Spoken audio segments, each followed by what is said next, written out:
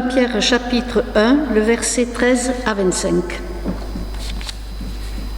C'est pourquoi, affermissez votre pensée, soyez sobre et ayez une parfaite espérance en la grâce qui vous sera apportée lors de la révélation de Jésus-Christ. Comme des enfants obéissants, ne vous conformez pas aux désirs que vous aviez autrefois dans votre ignorance. Mais de même que celui qui vous a appelé est saint, vous aussi devenez saints dans toute votre conduite. Puisqu'il est écrit, vous serez saints, car je suis saint. Et si vous invoquez comme Père celui qui, sans considération de personne, juge chacun selon ses œuvres, conduisez-vous avec crainte pendant le temps de votre séjour sur terre. Vous savez en effet que ce n'est point par des choses périssables, argent ou or, que vous avez été rachetés de la vaine manière de vivre héritée de vos pères, mais par le sang précieux de Christ, comme d'un agneau sans défaut et sans tache. Il a été désigné d'avance, avant la fondation du monde, et manifesté à la fin des temps à cause de vous. Par lui, vous croyez en Dieu, qu'il a ressuscité d'entre les morts et lui a donné la gloire, afin que votre foi et votre espérance soient en Dieu.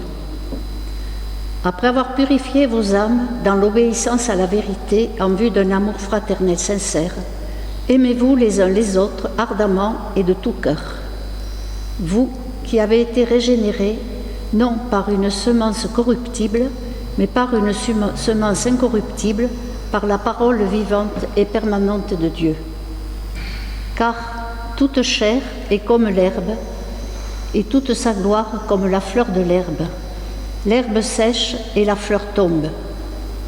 Mais la parole du Seigneur demeure éternellement. Cette parole est celle qui vous a été annoncée par l'Évangile. Jusqu'ici, la parole de Dieu. Seigneur, merci pour cette parole de vie que tu nous as transmise pour nous instruire. Fais-nous la grâce de l'écouter avec attention, d'ouvrir nos cœurs et notre intelligence, afin qu'elle nous conduise toujours plus près de toi. Amen. Quelques mots sur Pierre, avant de vous faire un petit résumé des premiers versets de ce chapitre.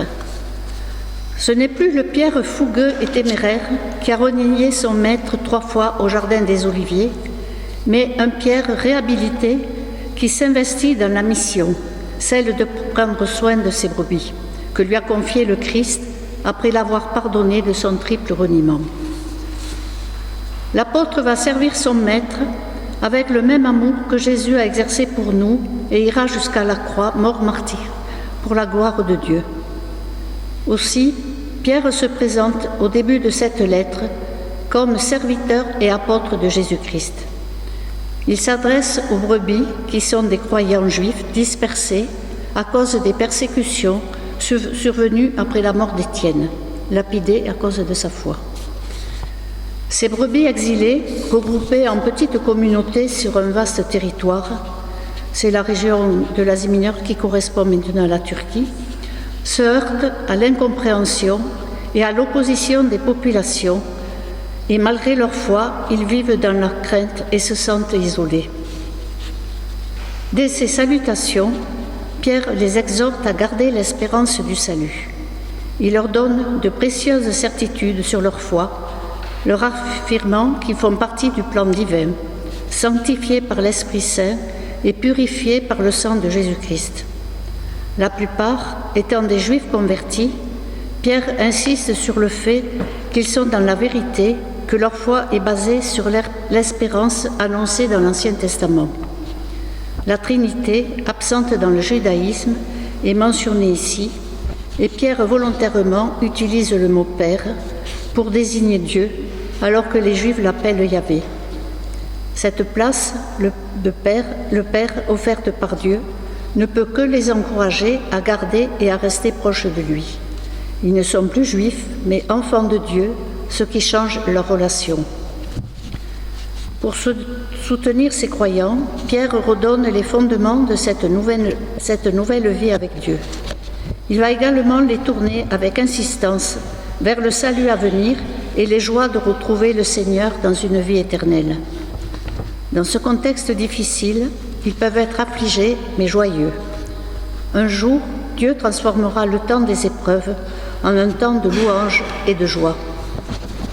Ces épreuves ne sont pas toujours un châtiment, mais une discipline utile à ses enfants. Pas seulement une instruction, mais aussi une éducation.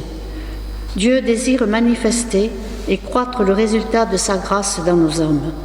C'est le fruit de l'Esprit que nous donne Paul dans Galates. Ils sont au nombre de 9. Et il a ses propres voies pour produire ce fruit. Pour ces premiers chrétiens, comme pour nous, les tribulations peuvent survenir de diverses manières et nous devons rester sur nos gardes pour ne pas fléchir et nous devons nous y préparer. Pierre va nous dire comment, c'est le sujet de la prédication d'aujourd'hui. L'humeur de la lettre change, car Pierre passe de l'indicatif, ce qu'il vient d'affirmer, l'espérance du salut qui est vrai, à l'impératif, ce que nous devons faire pour l'obtenir. Il débute par l'injonction « c'est pourquoi ». C'est un ordre qui ne donne guère le choix. Notre volonté est nécessaire. Affermissez votre pensée. Une autre traduction dit « tenez-vous prêt à agir, gardez votre esprit en éveil ».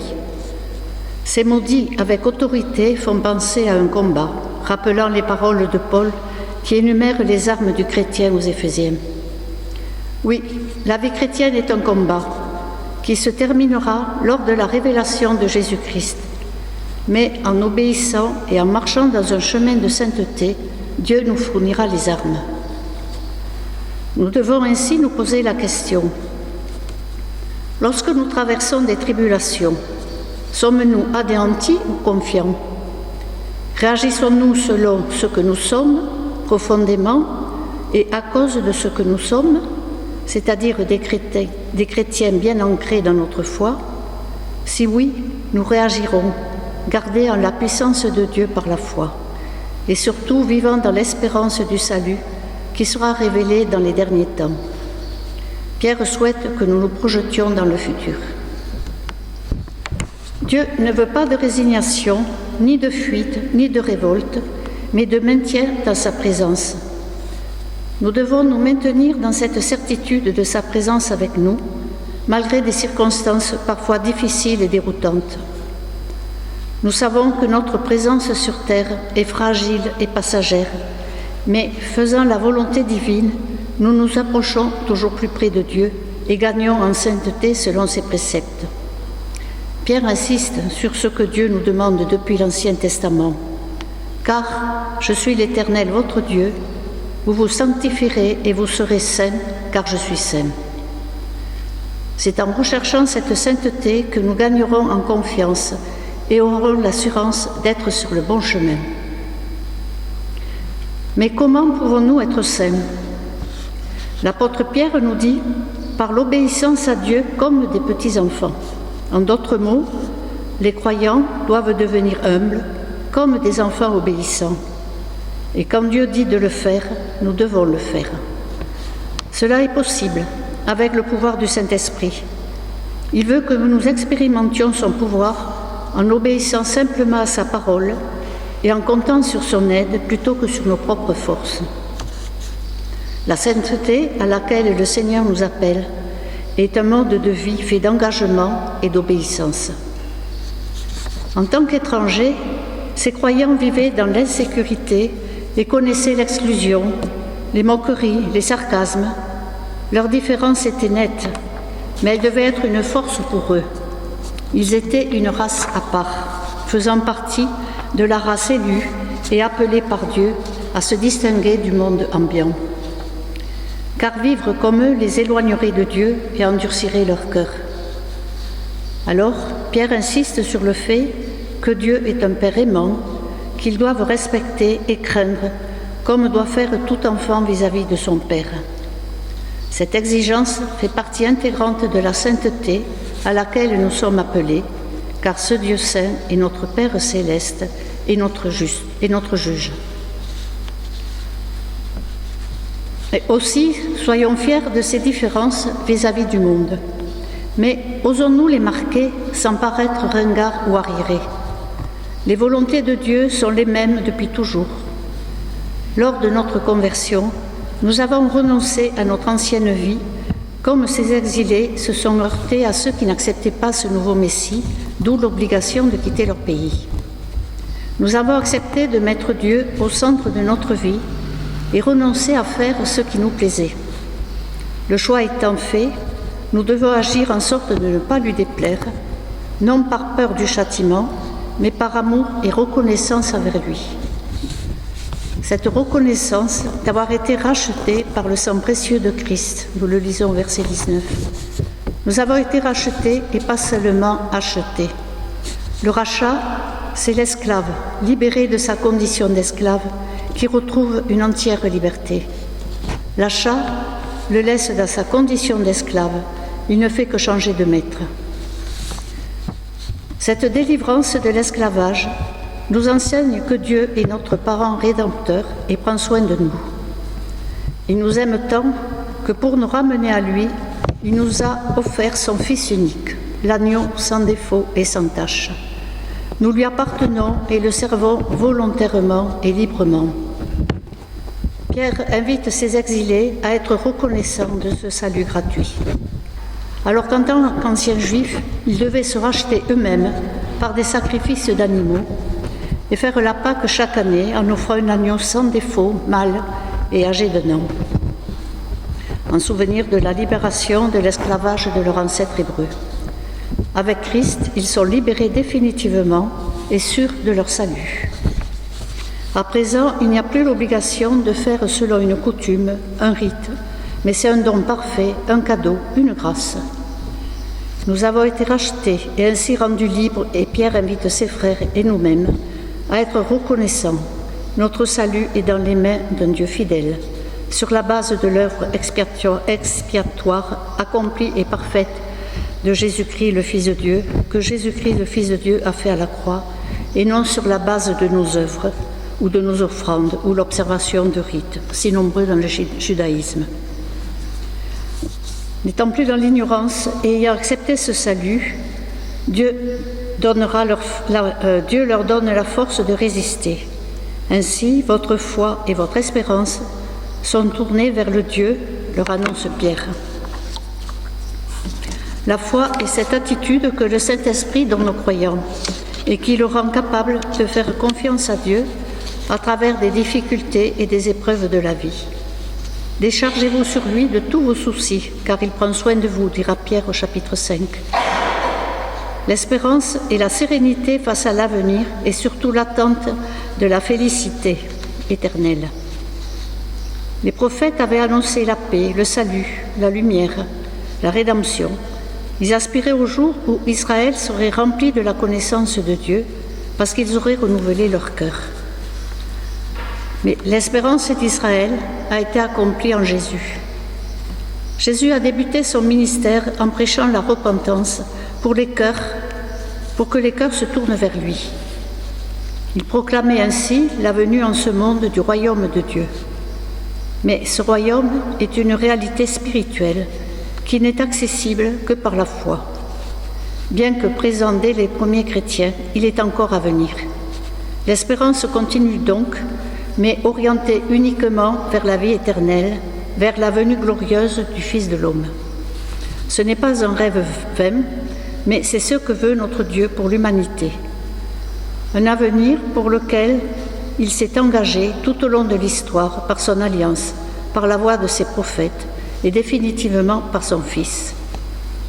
Aussi, malgré les souffrances à cause de leur foi, ils doivent vivre dans cette espérance et se concentrer sur l'attente du retour de Jésus. Enfin, cette espérance suscite la prière et l'amour fraternel, et elle est joyeuse. Ancrée dans le monde à venir, c'est une espérance qui anime toute la vie chrétienne. Puissions-nous avoir cette force, et Pierre encourage ces nouveaux chrétiens pour qu'ils l'aient et qu'ils soient de vrais disciples. Être disciple, c'est s'efforcer de devenir comme son Sauveur, en obéissant à ses commandements. Restant tournés vers Dieu, ils sont réellement des disciples et peuvent résister, car ils ont été créés pour des œuvres bonnes, préparés d'avance afin qu'ils les pratiquent. Et nous avons tous ce rôle de témoins et de passeurs de l'Évangile.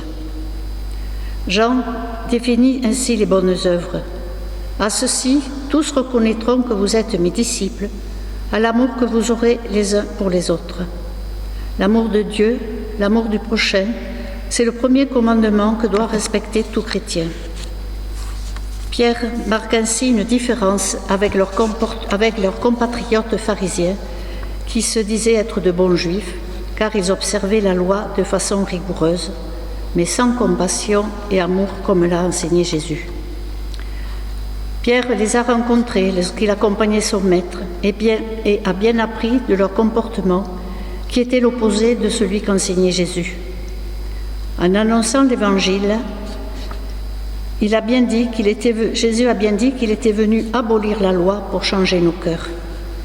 Ces maîtres de la loi avaient gardé un cœur de pierre, alors que ces exilés ont été transformés et purifiés en obéissant et en suivant l'enseignement des Écritures. Pierre termine cette exhortation en rappelant la brièveté de la vie. La vie est courte et il veut rappeler à ses lecteurs qu'en ce bas monde, tout est provisoire. L'herbe sèche et sa fleur tombe. Leur tâche est donc de montrer sans attendre leur attachement au Christ, d'annoncer la bonne nouvelle, car Pierre, comme Paul, pensait que le Christ arriverait bientôt. D'où l'importance de suivre la parole sur le chemin terrestre de tout croyant.